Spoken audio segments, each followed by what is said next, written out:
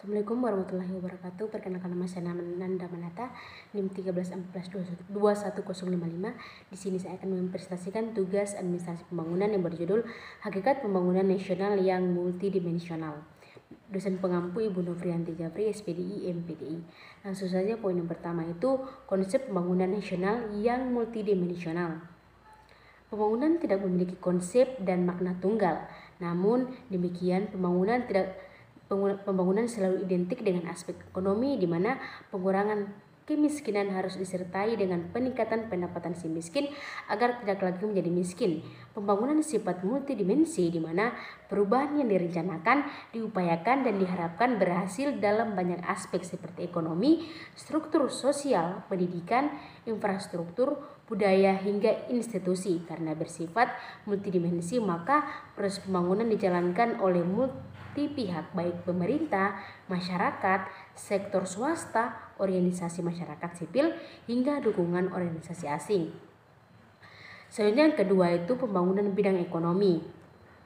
Pembangunan ekonomi adalah suatu proses kenaikan pendapatan total dan pendapatan per kapita dengan memperhitungkan adanya pertambahan penduduk disertai dengan perubahan fundamental dan struktur ekonomi suatu negara dan pemerataan pendapatan bagi penduduk suatu negara.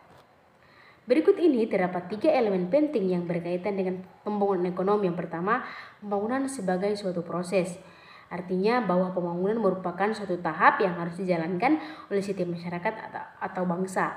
Yang kedua, pembangunan sebagai suatu usaha, di mana untuk meningkatkan pendapatan per kapita sebagai suatu usaha, pembangunan merupakan tindakan aktif yang harus dilakukan oleh suatu negara dalam rangka meningkatkan pendapatan per kapita. Ketiga itu peningkatan pendapatan per kapita harus berlangsung dalam jangka panjang.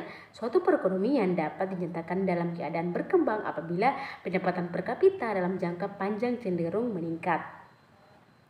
Selanjutnya yang ketiga, pembangunan bidang sosial budaya. Pembangunan bidang sosial budaya dimaknai sebagai usaha sistematis, terencana, dan berkelanjutan untuk meningkatkan kualitas hidup manusia dan masyarakat Indonesia.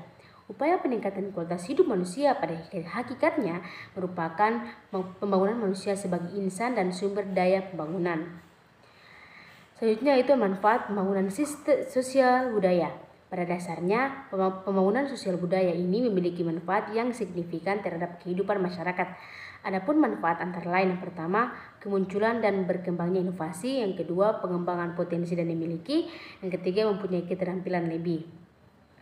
Selanjutnya yang keempat itu pembangunan bidang pertahanan dan keamanan.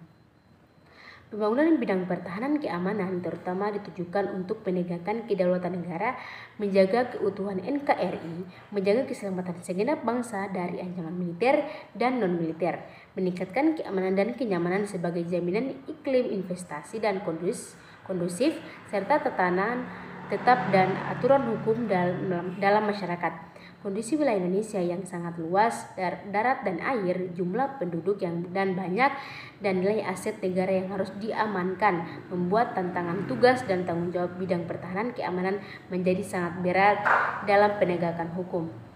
Baik, itulah presentasi dari saya. Lebih dan kurangnya saya mohon maaf. Wabillahi taufiq wal hidayah. Wassalamualaikum warahmatullahi wabarakatuh.